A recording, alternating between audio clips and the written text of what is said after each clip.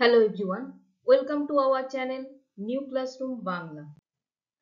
আজকে আমরা আলোচনা করব গার্ডনারের বহুমুখী বুদ্ধির তত্ত্ব বা Gardner's theory of multiple intelligence. Gardner কে ছিলেন? গার্ডনার ছিলেন একজন মনস্তত্ত্ববিদ। তিনি হার্ভার্ড বিশ্ববিদ্যালয়ের নিউরোসায়েন্সের অধ্যাপক ছিলেন। 1983 সালে হার্ভার্ড গার্ডনার বহুমুখী বুদ্ধির তত্ত্ব বা থিওরি অফ মাল্টিপল ইন্টেলিজেন্সের কথা উল্লেখ করেন। তার বহুমুখী বুদ্ধিমত্তা বিষয়ক গবেষণায় দেখা যায় যে শিশুর পছন্দ বা সামর্থ্যের অবস্থান মস্তিষ্কের বিভিন্ন স্থান নির্দেশ করে। তার বিখ্যাত গ্রন্থ ফ্রেমস অফ মাইন্ড, এই ফ্রেমস অফ মাইন্ডে দ্য থিওরি অফ মাল্টিপল ইন্টেলিজেন্সের কথা তিনি উল্লেখ করেন। এখানে তিনি শিখনের ক্ষেত্রে 8 ধরনের বুদ্ধিমত্তা কাজ করে বলে উল্লেখ করেছেন। এই বুদ্ধিমত্তা সকলের ক্ষেত্রে আবার সমান নাও হতে পারে। প্রত্যেকেই একাধিক বুদ্ধিমত্তার অধিকারী, তাই বিভিন্ন ধরনের যে বুদ্ধিমত্তা রয়েছে সাধারণত কোনো একটি বুদ্ধিমত্তা কারো ক্ষেত্রে প্রবল হতে পারে, আবার কারো ক্ষেত্রে দুর্বল হতে পারে।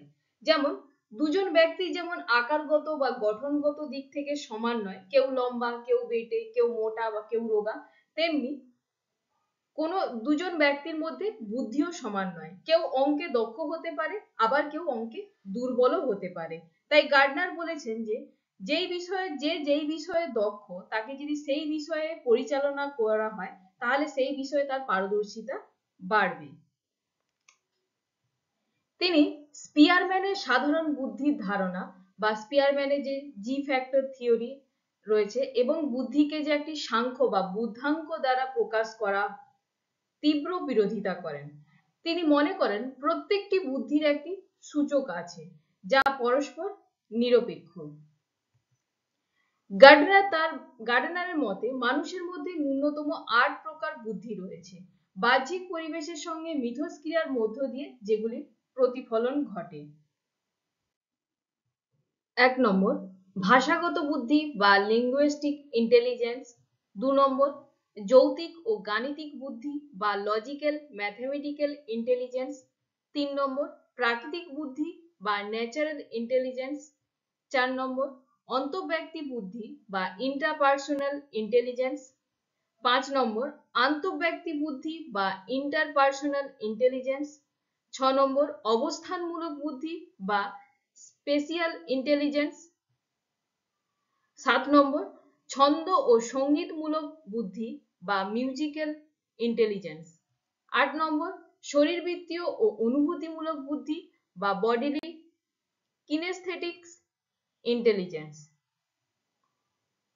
এবার আমরা এগুলো এক এক করে জানব। ভাষাগত বুদ্ধি বা ল্যাঙ্গুইস্টিক ইন্টেলিজেন্সে কি বলা হয়েছে? নিজের মনের ভাব প্রকাশ করার জন্য আমরা সাধারণত ভাষা ব্যবহার করে থাকি। এই ভাষা ব্যবহারের ক্ষমতা এবং তথ্য সংরক্ষণের জন্য ভাষা ব্যবহার এই ভাষাগত বুদ্ধির অন্তর্গত। ব্যক্তির বুদ্ধি যখন মূলত ধ্বনি, ছন্দ, শব্দার্থ, ভাষার কার্যকারিতার মধ্যে বিরাজ করে। যে সমস্ত ব্যক্তির মধ্যে ভাষা ব্যবহারের ক্ষমতা প্রবল রয়েছে তাদের মধ্যে এই ভাষাগত বুদ্ধি বেশি মাত্রায় রয়েছে। মূলত আইনজীবী, অধ্যাপক, গীতিকার, কবি এবং যারা বক্তা প্রভৃতি ব্যক্তিদের মধ্যে এই ভাষামূলক বুদ্ধির ক্ষমতা অধিক পরিমাণে দেখা যায়। 2 নম্বর যৌতিক ও গাণিতিক বুদ্ধি বা লজিক্যাল ম্যাথমেটিক্যাল ইন্টেলিজেন্স। এই ধরনের বুদ্ধি মূলত অবরোহী আরোহী যুক্তিকরণ, বিজ্ঞান ভিত্তিক চিন্তাধারা, জটিল সমস্যা সমাধান, গাণিতিক হিসাব নিকাশের ক্ষেত্রে ব্যবহৃত হয়ে থাকে। যেমন গণিতজ্ঞ, দার্শনিক, ডাক্তার, বিজ্ঞানী প্রমুখ ব্যক্তিদের মধ্যে এই ধরনের বুদ্ধি বেশি দেখা যায়। 3 নম্বর প্রাকৃতিক বুদ্ধি বা ন্যাচারাল ইন্টেলিজেন্স। এই বুদ্ধির মাধ্যমে ব্যক্তি প্রাকৃতিক বা সজীব উপাদানকে পৃথকীকরণ ও চিহ্নিতকরণ করতে পারে। এছাড়াও এই বুদ্ধির দ্বারা ব্যক্তি প্রকৃতির বিভিন্ন ঘটনাবলী অনুধাবন করতে পারে। যেমন কৃষক, ভূবিজ্ঞানী, উদ্ভিদ বিজ্ঞানী প্রভৃতি ব্যক্তিদের মধ্যে এই ধরনের বুদ্ধি বেশি দেখা যায়। 4 নম্বর অন্তঃব্যক্তি বুদ্ধি বা ইন্ট্রাপার্সোনাল ইন্টেলিজেন্স। নিজেকে বুঝতে, নিজের অভ্যন্তরীণ অনুভূতিকে বুঝতে, নিজের কতটা ক্ষমতা রয়েছে এবং কি দুর্বলতা রয়েছে সেগুলিকে বুঝতে এবং নিজের আচরণকে নিয়ন্ত্রণ করার জন্য এই বুদ্ধির প্রয়োজন হয়ে থাকে।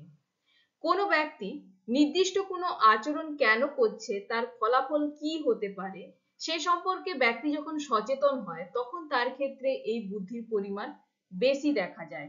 যেমন যে সমস্ত ব্যক্তি নিজেকে কোনো কাজের জন্য আদর্শ বলে মনে করেন, সে তার ক্ষমতাকে বিচার করে, তার মধ্যে কতটা সেই কাজ করার ক্ষমতা রয়েছে তা বিচার করে যদি নিজের জীবনকে সেই অনুযায়ী পরিচালিত করে এবং তাতে সফল হয়, তাহলে বলা যায় যে সেই ব্যক্তির মধ্যে অন্তঃব্যক্তি বুদ্ধির পরিমাণ বেশি রয়েছে। 5 নম্বর আন্তঃব্যক্তি বুদ্ধি বা ইন্টারপার্সোনাল ইন্টেলিজেন্স।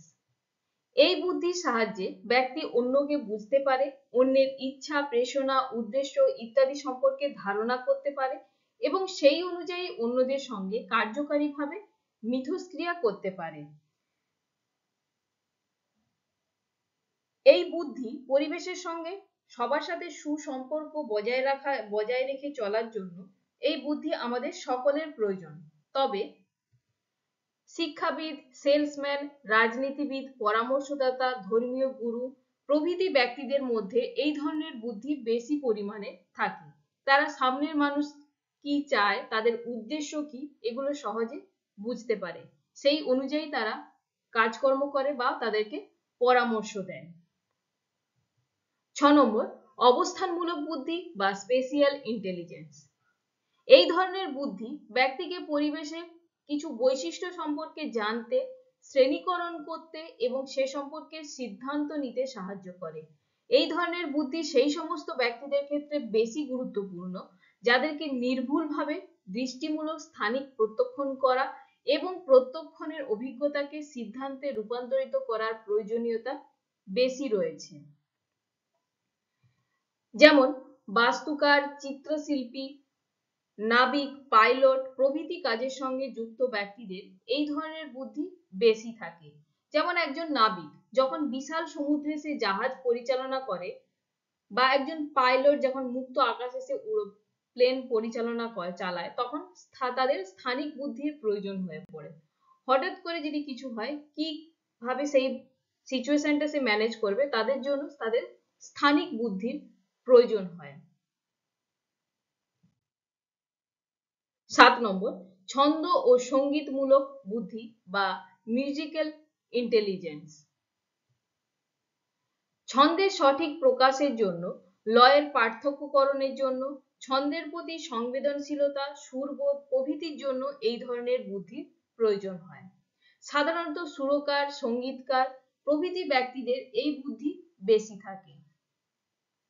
8 নম্বর শরীরবৃত্তীয় ও অনুভূতিমূলক বুদ্ধি বা বডিলি কিনেস্থেটিক্স ইন্টেলিজেন্স।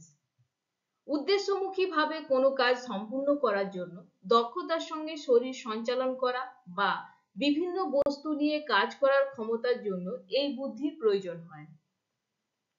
যেমন নৃত্যশিল্পী, ক্রীড়াবিদ, ডাক্তার প্রভৃতি ব্যক্তিদের মধ্যে এই বুদ্ধির পরিমাণ বেশি থাকে। শিক্ষাক্ষেত্রে গার্ডনারের বহুমুখী তত্ত্বের ব্যবহার। গার্ডনারের মতে প্রত্যেকটি শিক্ষার্থীর মধ্যে সব রকম বুদ্ধি সমান থাকে না, কোনো বুদ্ধি বেশি থাকে, আবার কোনো বুদ্ধি কম থাকে।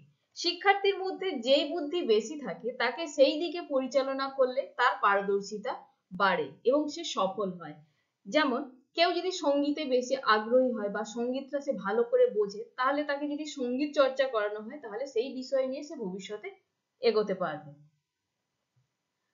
2 নম্বর শিক্ষার্থীর পারদর্শিতা পরিমাপের সময় বিভিন্ন প্রকার বুদ্ধির উপর সমানভাবে গুরুত্ব প্রদান করা প্রয়োজন। 3 নম্বর শিক্ষক গতানুগতিক ভাষাভিত্তিক এবং যুক্তিভিত্তিক পদ্ধতি ব্যবহার করে যদি পাঠদানে সফল না হয়, সেক্ষেত্রে তিনি অন্যান্য কৌশল ব্যবহার করতে পারেন শিক্ষা প্রক্রিয়াকে কার্যকারী করে তোলার জন্য। যদি গতানুগতিক বক্তৃতা বা যুক্তি দিয়ে পড়ানোর ক্ষেত্রে তিনি যদি সফল না হয়, তাহলে তিনি বিভিন্ন ধরনের কৌশল ব্যবহার করতে পারেন, আধুনিক কৌশল ব্যবহার করতে পারেন শিক্ষা প্রক্রিয়াকে আরো কার্যকারী করে তোলার জন্য। 4 নম্বর, চিন্তন ও শিখন প্রক্রিয়াকে আরো কার্যকারী করে তোলার জন্য সৃজনশীলতামূলক বিভিন্ন কর্মসূচি গ্রহণ করার কথা বলা হয়েছে, যাতে শিক্ষা প্রক্রিয়াটা শিক্ষার্থীদের কাছে আরো গ্রহণযোগ্য এবং আকর্ষণীয় হয়ে ওঠে। সেই জন্য সৃজনশীলতামূলক বিভিন্ন কর্মসূচি গ্রহণ করার কথা বলা হয়েছে। ভিডিওটি ভালো লাগলে অবশ্যই লাইক করুন, কমেন্ট করুন এবং বন্ধুদের সাথে শেয়ার করুন। ধন্যবাদ।